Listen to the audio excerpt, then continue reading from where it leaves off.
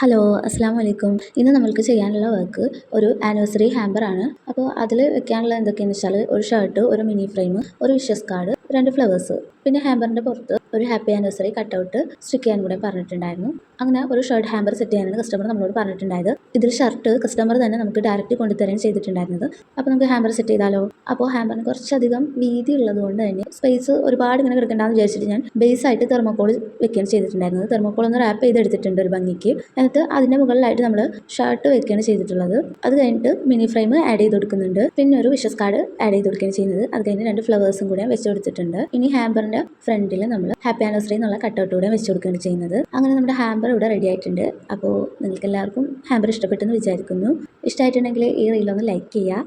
ഈ ഹാമ്പറിൻ്റെ റേറ്റ് എത്രയെന്ന് അറിയുന്നതിനായിട്ട് കമൻറ്റ് ബോക്സിൽ റേറ്റ് ഒന്ന് കമൻറ്റ് ചെയ്യുകയോ അല്ലെങ്കിൽ ഈ റീല് എനിക്ക് തന്നെ ഒന്ന് ഷെയർ ചെയ്ത് തന്നാൽ മതി.